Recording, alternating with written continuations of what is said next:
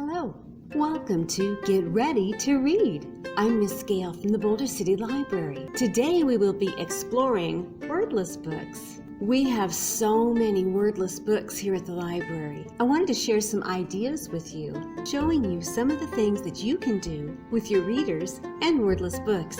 For the very young readers, these books will help to build early literacy skills. These books have stories in them that are told completely with illustrations, and there are no words, or sometimes very few words. These wordless books provide an opportunity for literacy-rich conversations that will help build vocabulary skills and communication skills. These communication skills are vitally important. Communicating includes understanding the perspective of others and how well they will understand what you are saying. Sharing wordless books also reinforces the idea that in many books, the story, text, and illustrations are all connected. One suggestion would be to simply take the book and go through it at first in a sort of picture walk to get the general idea of the story and how it goes. Enjoy the illustrations that are often rich with detail. Then go back and encourage your child to read the story or tell the story to you. We have more tips for you with a Growing Readers tip sheet with a link below, and I have more ideas for you. I'll show you what I mean. Even little babies like these Flora Books by Molly Idle. These books have big pictures, there are no words, and it tells a story as you go along. With little babies, you might just want to use these as vocabulary building tools. You could talk about what this person's doing. This person is putting on ice skates. How do you know they're ice skates? Well, they've got this on the bottom. Or something like, what color is the hat? It's yellow. Do you see anything else yellow on the page? Oh, there's yellow stripes on the sweater. And there's little yellow puffy balls on the skates, and so on. For an older child, you might even include something like, why do you think the person's putting on skates? There's ice all around. They might guess that, yep, they're going ice skating. As the story goes on, she sees a little friend pop up there, and they decide to do a little ice capades. And off they go. This one has Lift the Flap, which is lots of fun as well. And then you could talk about what animal that is. It's a penguin. You could talk about how they look similar. What makes them look similar? They both have the same color of blue. They're both making the same shape with their bodies. The right foot is extended and elevated, that kind of a thing. And they're having such a good time. You can always talk about expressions on the face. Oh, are they smiling? Are they happy? And then the expression changes on this one because, this one appears to have fallen in a hole. And then you can point out how sad the person is. Maybe they're missing their new friend. Maybe they're concerned for their new friend. And the friend is actually okay with it because the friend actually has gone fishing. Here the penguin brings up his treasure, and look at that face. Well, it's not happy, it's not joyous, it's kind of confused. Like, what are you showing me that thing for? What do I do with this? Over, down. Now the skater didn't want it and goes off with their nose in the air because, well, I got rid of that little problem. Do you think the penguin feels the same way? The penguin has a look of shock on its face. What have you done with my fish? It's escaping. And clearly, they don't understand each other. And when you open the flaps, well, they look like they'd like to try and understand each other. And now through communication, they're figuring it out and solving the problem. There are lots of ways you can read this particular story, depending on your child's age and their understanding. You might point things out like, where did they get the string to go fishing with? And maybe the child will point over here, oh, it's off of the skate. We're going to try to increase their observational skills as well as their vocabulary skills and putting things together, problem solving, getting along and being friends, even if you don't see eye to eye. This one's good for the real young ones, but it can be adapted to older kids. That was Flora and the Penguin by Molly Idle. This one is called Monkey on the Run by Leo Timmers. For the very, very tiniest ones, it might be good just to go through and talk about these beautiful illustrations. What animals do you see on this page? Of course, there's lots. You might want to focus on the colors that the children see. You might want to focus on all of the wheels. How many wheels do you see? Or count the different modes of transportation. Once you get going on this book, you'll see that the entire book is one big parade, so to speak, of different ways to get around. And they're all very interesting. For an older child, if you want a story and a sort of plot, you'll want to follow this little guy right here. He's on every page. This little monkey, it's called Monkey on the Run, so he's pretty much the star of the book. This little guy is trying to get home. And so you can find him on each page. And that might be all that you want to do with a very, very young. Where do you see the monkey? And go to the next page. There's the monkey. And then you can go to the next page and just find the monkey on each page. Then you can go back and do even more. There is so much to this. You can, with an older reader, see how the monkey is getting from here to here. What do you think he'll do? On each page, it looks like he's going over all these different modes of transportation. And he started here, and oh, what's he doing up here? What's he got in his hand? Is that a piece of cake? Huh. Where do you think that piece of cake came from? Well, if he's heading in this direction, again, critical thinking skills would say he must have gotten it from somewhere on this part of the book. Oh, look.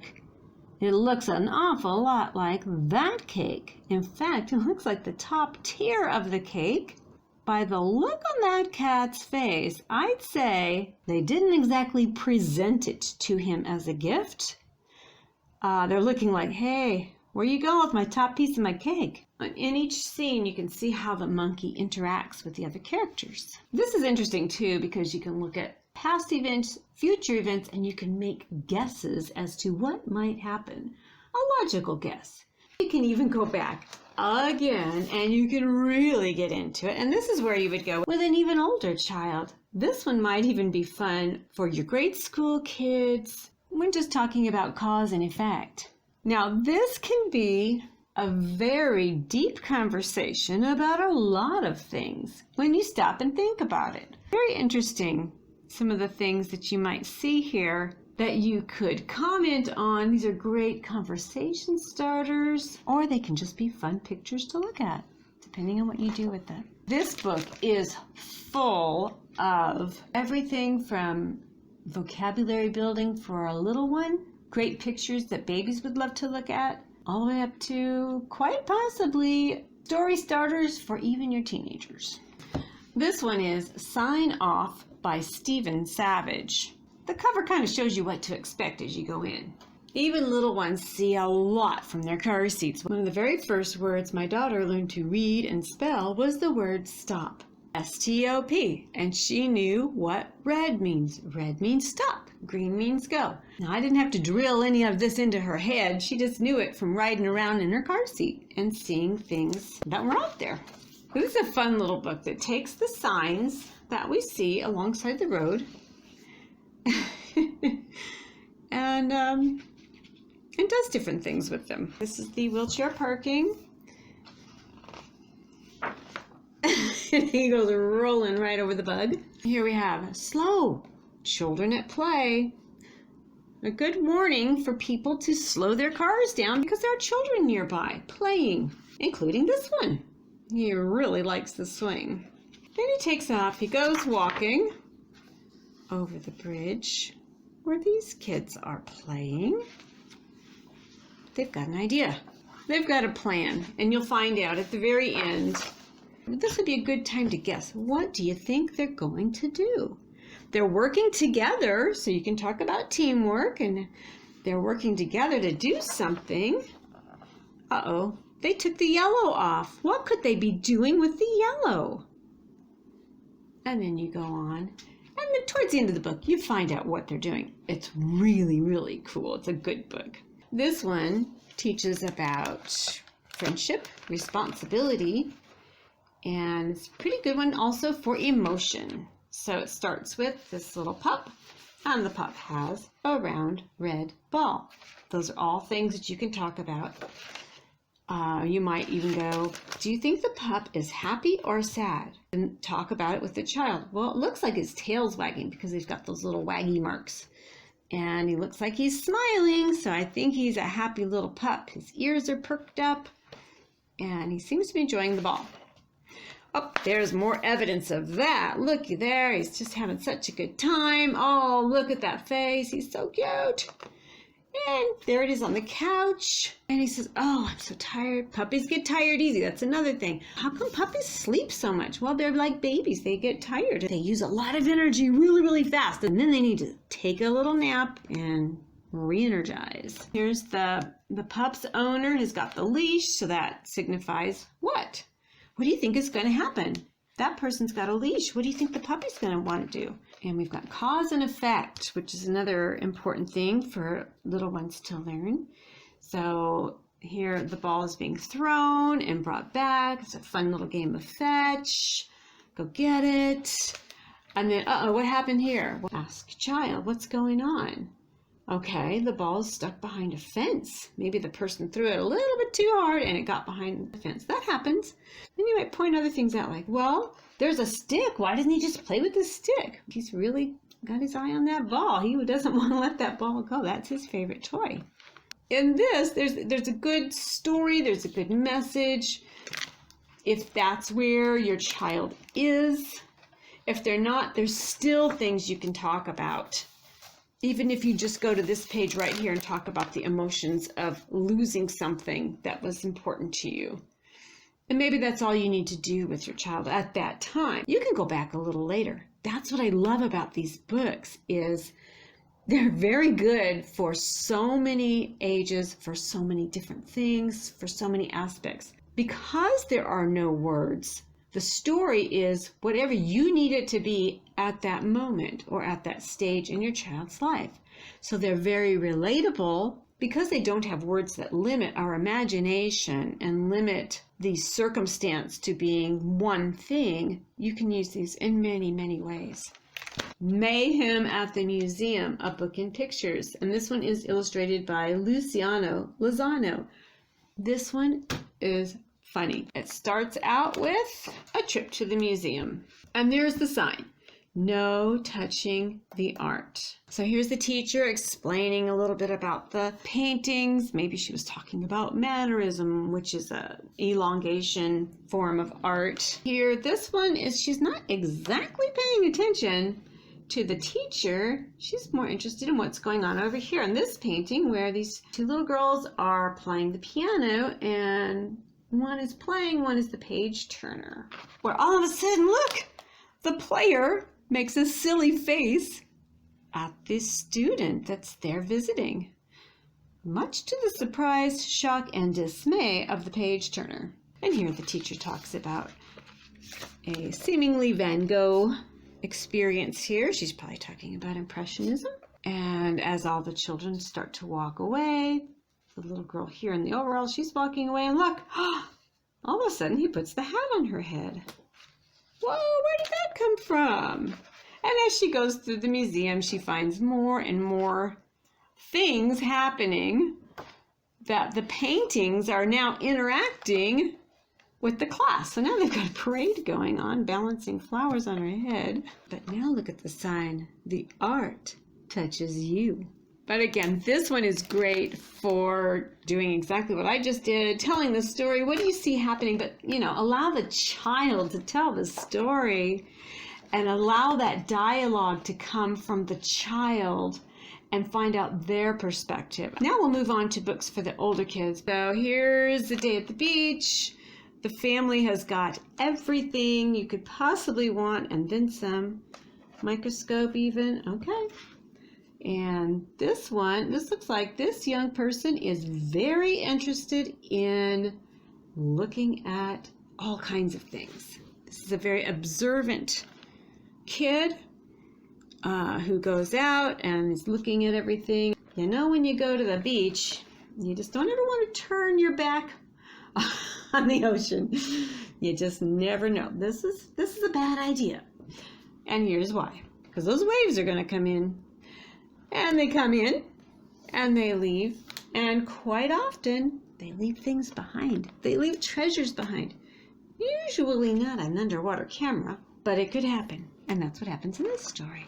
If you look carefully, you'll notice this picture right here shows not only is he turning the film in to have it made into pictures, she's also selling him some more film. And then, what's he going to do with that? He goes back and he's got the pictures. And then you can look at the expression on his face and he is seeing something amazing. What do you think he's going to see? Maybe you could stop right there. If I were homeschooling, this would be where I would stop and say, okay, now I would like for you to go and draw 3 photographs, or depending on the age of the child, 1 if it's a very young child. What do you think was on that camera? Let them use their imaginations. Or if it's an even older child and they're into writing and making sentences and paragraphs, maybe they could write. If they're not into drawing, they could write. What did the child see when he saw that photograph? Because look at his face. That's very telling. It's showing that he saw something. So what did he see? It was very surprising. So you could just stop there and then do the story later. But I'm going to keep going. And this is what he saw. I don't want to ruin it for you. I want you to get the book from the library. and I want you to enjoy them up close and personal. That's the best way. So here is this last picture that he comes to, and he's holding this picture in his hand. So here's what he sees with his eyes. He sees this person holding a picture of another person, holding a picture of another person, holding a picture of another person, holding a picture, and then he gets so far, he's like, whoa, wait a minute, I can't see, what in the world? And he's squinting his little eyes over here. He's like, wait, I'm gonna get my magnifying glass. Once he got really down in there, he saw this picture, and there's one even in that one. And each time he sees it, you'll notice the styles changing in the clothing. This is kind of interesting. As he's wondering what could possibly be in that picture right there, because it's too small to see, he realizes, oh yeah, I've got my microscope that I bring with me everywhere, because, yeah, don't we all? So he puts that right there on to that photo, and he's looking in, and here's what he sees. He sees this at 10 times the magnification. And at 25 times the magnification of that picture, he sees this picture with that picture. And that picture is this person with that picture. And that picture is this person with that picture. And that picture is right here. And notice he does not have a picture in his hand. Also notice the clothing. Also notice these aren't color photographs anymore, because it's going back in time. What do you think he's thinking? And there's your dialogue, there's your vocabulary building, there's your conversation starter. And the very end, here it is. She's got the camera.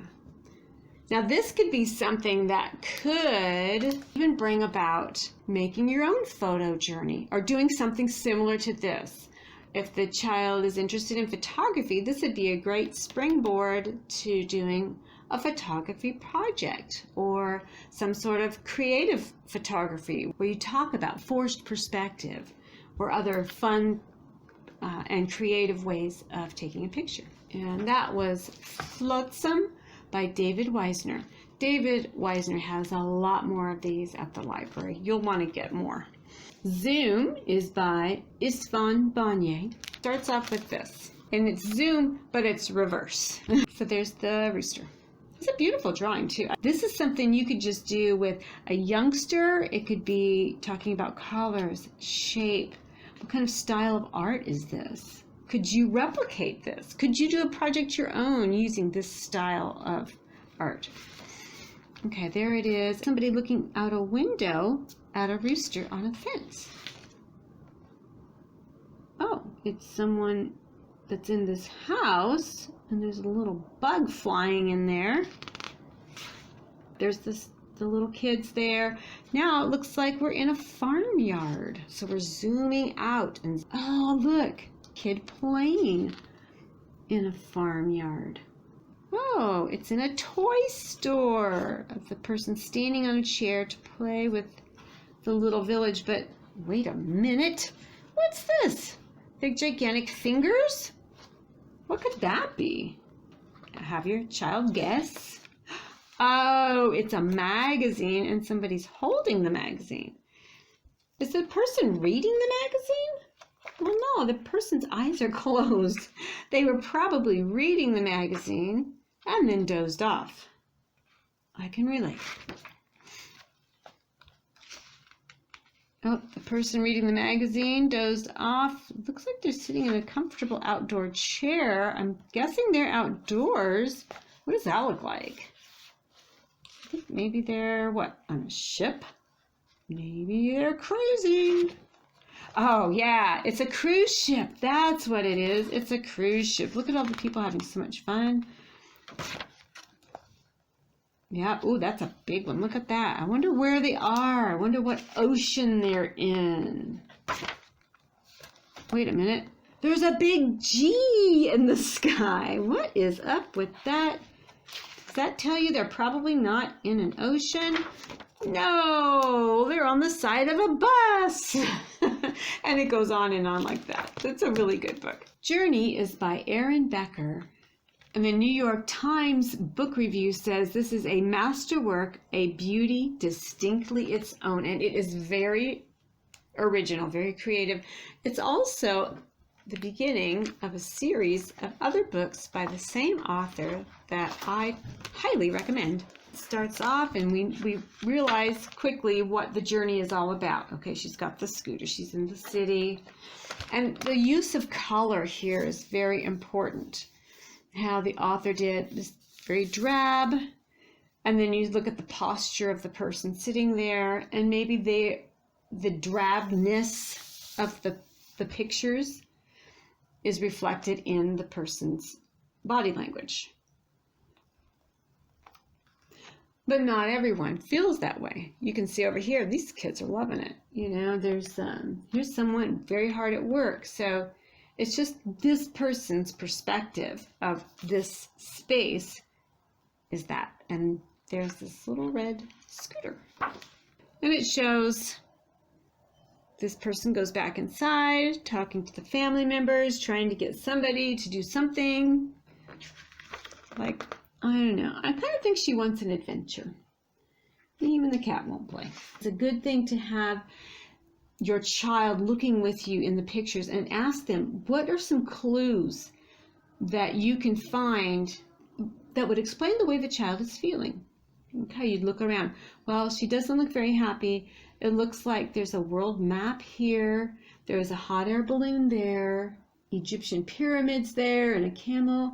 I think this person would really like to travel, but maybe feels like she's just stuffed in a little box. Until she finds this red crayon and draws a door and goes through it. That's this book. This is great. So, and it goes on to her adventures and she finally gets to travel. This one is awesome. This is the one that started it all for me. This was the first Wordless book I had seen. I didn't even know about them until I saw this one years ago. It's called Boat of Dreams by Rogerio Coelho. And I hope I'm pronouncing that right. If I don't, I'm so sorry. This is one of those books that you can tell the story as you go along, and you might have to change it because you might see things differently. My recommendation is to ask the child, Tell me your story. Tell me what you are seeing. And just sit and listen to the child as they turn the page and tell the story.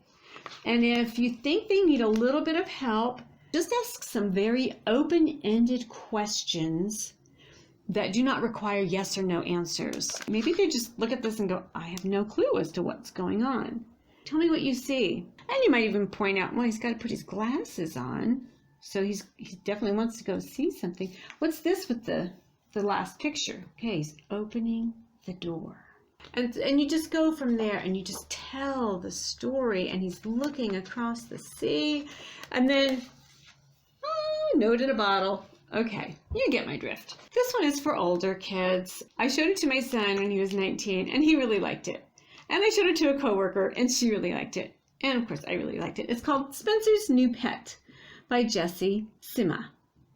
Now, the thing about this is it's got a surprise ending, so I can't show you the ending. Part 1, the pet. And it shows a balloon animal that, somebody probably made. Could have been a mime, could have been a clown, could have been just about anybody. And turns out it was a clown that made that, because look at, he's smiling, enjoy your new pet, so on and so on. Oh, you teaching the pet new trick. Look at this. I'm going to read stories to my pet. Okay, and it goes on and on and on. It does have a surprise ending, so I can't tell you what it is, but it's so good. Definitely older kids for this one. Lastly, I have these 2 books that I wanted to show you. This book is Wonderstruck by Brian Selznick, and it has 2 stories in it. It has a story, here it is, part 1 in text. And so you're reading the story, and it's got characters, and it's got a plot, and it's got descriptions, and it's good. And it's all in text, so you can read. My son and I read this together when he was 17 years old. We went to a laundromat because our washing machine broke down, and we brought this with us just to have something to do while we waited for our laundry.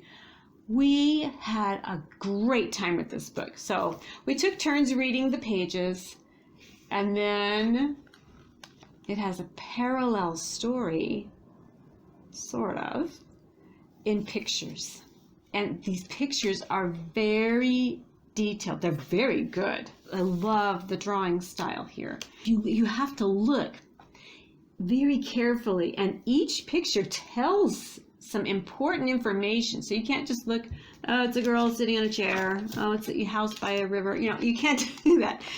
You have to pay attention to what she's doing, what is in her room. Look at all these buildings. I'm guessing she probably is seeing the city out there, and she's replicating these buildings in her room.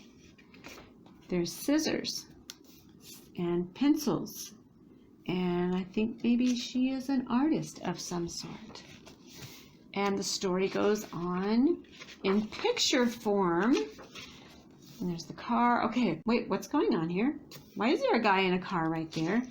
And she's in her house, and it's across the river from that big city. Uh-oh. Look at that face. Is she happy to see that person? I think not. So what's going on with that? Okay, now she's writing help. She's writing a note. Okay. It gets more and more mysterious. He's going to the door. Is she going to give him the note? Or is the note, help, this guy's coming in here and I'm afraid of him? You just don't know. He's knocking at the door. What does that tell you? He doesn't live there. Unless he forgot his key. That could be. Then back to the words. Okay, so now you're going to go back to the words. And the whole book goes on like that. And it's so cool. It's a wonderful story. Bought the book years ago, and when we brought it to the laundromat, we both got so involved in it that days later, when we ended up going on a road trip, we took this with us. And my son was reading it as I was driving, and because I was driving, I can't very well, look at the pictures, so he told me, okay, a lady is running from the house. The roof is blowing off the house. There's wind. she's got a child wrapped in her arms. There's fear on her face, and he had to use some very descriptive words to tell me what was going on in the picture because I'm driving and I'm not going to look at the picture. But yeah, tell me all about it. Yeah, so she's trying to escape to a safe place, and we had the best time. This is a really wonderful book. I highly recommend this to just read on your own. Adult, kid, it doesn't matter. It's great. Or to use as a bonding time with even your teenager. There are not a whole lot of activities when they get into those teen years that you can do together. But this was one that my son and I both enjoyed very much. Picture books, wordless books, they're awesome. They're very good. There's so much learning that can be done in so many ways. And as you go through these, you're going to discover other ways to use these little wordless books that are oftentimes overlooked in our library. Thanks for watching. Bye.